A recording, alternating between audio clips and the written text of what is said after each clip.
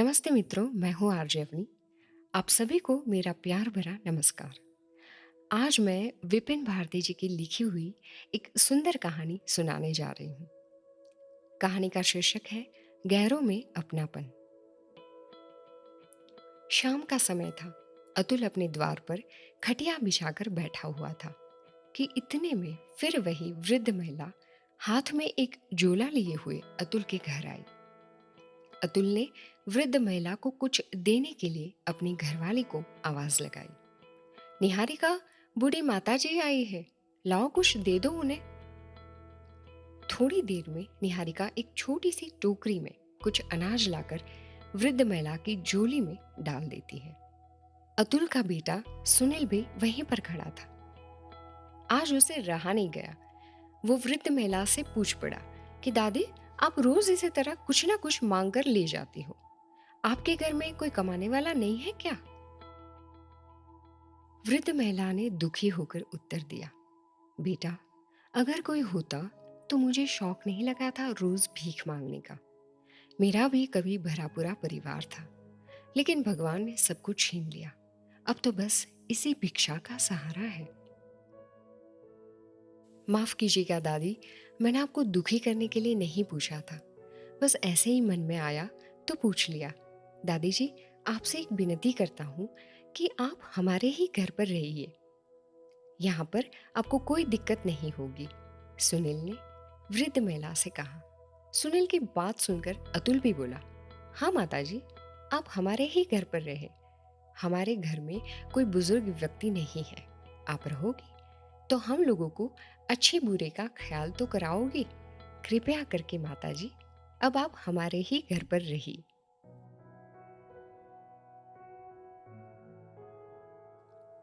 सुनील और अतुल की बात सुनकर वृद्ध महिला गदगद होकर बोली, वाह बेटा, भगवान तुम लोगों का भला करे। आज मैं बहुत खुश हूँ क्योंकि तुम लोगों के रूप में मुझे बुढ़ापे का कोई सहारा तो मिला। हाँ माताजी, अब आप हमेशा खुश रहेंगी। हम लोग कभी आपको कोई कष्ट नहीं होने देंगे, अतुल ने वृद्ध महिला से कहा। निहारिका भी वहीं पर खड़ी होकर ये सारी बातें सुन रही थी। अंदर जाते हुए उसने अतुल को भी अंदर आने को कहा। अंदर आकर अतुल ने निहारिका से पूछा, क्या बात है निहारिका? निहारिका ने कहा, क्यों एक और झंझट पाल रहे हो? महंगाई कितनी अधिक है। ऊपर से सुनील की पढ़ाई लिखाई का खर्च, और कोई सरकारी नौकरी भी तो नहीं है हमारी। अकेले मजदूरी करके कितना खर्च उठाओगे? निहारिका की बात सुनकर अतुल ने एक गहरी सांस ली और कहा, देखो निहारिका, जैसे हम अभी तक खाते जीते आ रहे हैं वैसे आगे भी जिएंगे। सिर्फ एक ही आदमी तो बढ़ रहा है। माता जी को कितनी दिक्कत उठानी पड़ती होगी। उनके घर में कोई नहीं है, घर घर जाकर मांग कर खाती है। वो कितना कष्ट सहती है। अगर हम उन्हें सहारा दे देंगे तो क्या पता उनकी दुआ से हमारी आर्थिक स्थिति सुधर जाए या कहीं और कोई अच्छी नौकरी भी मिल जाए। तो इसमें निराश नहीं होना चाहिए। अगर हम किसी का सहारा बनते हैं तो हमें अपने आप कोई ना कोई सहारा मिल जाता है। और तुम तो बहुत साहसी स्त्री हो, कितने कितने दुख झेले हैं, लेकिन तुम्हारा साहस कभी अडिग नहीं हुआ। तुम्हारे उत्साहवर्धन से मुझे जिंदगी की कठिनाइयों से मुकाबला करने की शक्ति मिलती है। अगर तुम इस तरह से हिम्मत हार जाओगी तो मेरा उत्साहवर्धन कौन करेगा, बोलो? मुझे माफ कीजिए सुनील के पापा, मैं समझ नहीं पाई, इसलिए गलती हो गई मुझसे। आपका फैसला मुझे मंजूर है। आज से माताजी हमारे घर में रहेगी, निहारिका ने अतुल से कहा। निहारिका की बात सुनकर अतुल ने कहा, ये हुई ना बात, और तुरंत एक गीत गुनगुना दिया। तेरा साथ है तो मुझे क्या कमी है, अंधेरों से भी मिल रही रोशनी है, तेरा साथ है तो। इस गाने से निहारिका को याद आया कि इस समय तो विविध भारती से जयमाला कार्यक्रम आ रहा होगा। निहारिका ने झट से रेडियो पर विविध भारती ट्यून किया तो संयोगवश जयमाला कार्यक्रम में भी यही गीत लता जी की आवाज में बज रहा था।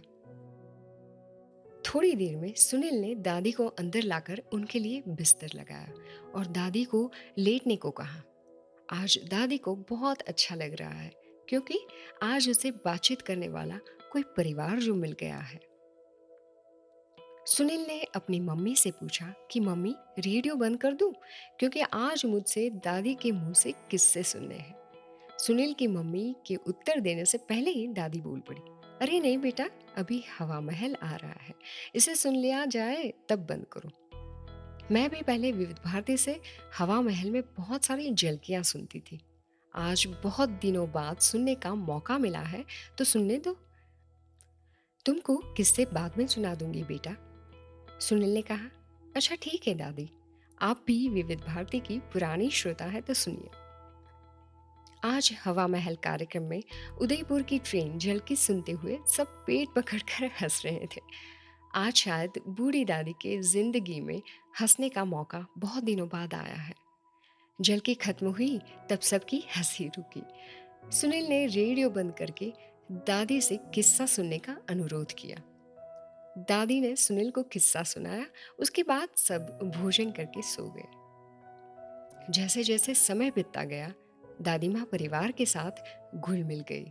अब उन्हें अपनी बात कहने में कोई संकोच नहीं होता है। सुनील की मम्मी भी दादी की खूब सेवा करती है और ढेर सारा आशीर्वाद भी लेती है। करीब 2 महीने बाद अतुल की नौकरी एक प्राइमरी विद्यालय में सहायक अध्यापक के पद पर लग गई। अतुल के माता पिता गरीब भले थे, लेकिन काम भर के लिए अतुल को पढ़ा लिखा दिया था। माता पिता के गुजरने के बाद भी अतुल ने अपनी आगे की पढ़ाई जारी रखी। अब जाकर अतुल के माँ बाप का सपना पूरा हुआ।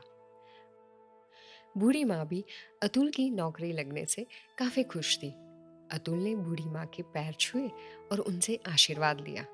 अतुल ने निहारिका से कहा, देख लिया निहारिका, बूढ़ी माँ की दुआ लग गई। अब हम लोगों का भी जीवन स्तर सुधर जाएगा। मैंने कहा था ना कि अगर हम किसी बेसहारे का सहारा बनते हैं तो हमें अपने आप सहारा मिल जाता है। निहारिका बोली, हाँ आप सही कह रहे हैं। हमें किसी जरूरतमंद की मदद करने से कभी कतराना नहीं चाहिए। किसी की सहायता करने के लिए गैर हो या अपना कोई मायने नहीं रखता। हमें गैरों में भी अपनापन रखना चाहिए। दोस्तों, मैं आशा करती हूँ कि हमारी ये कहानी आपको ज़रूर पसंद आई होगी। ऐसी कई सारी कहानियाँ सुनने के लिए हमारे इस चैनल को आप लाइक कीजिए, सब्सक्राइब कीजिए और कहानियाँ भी शेयर कीजिए। धन्यवाद।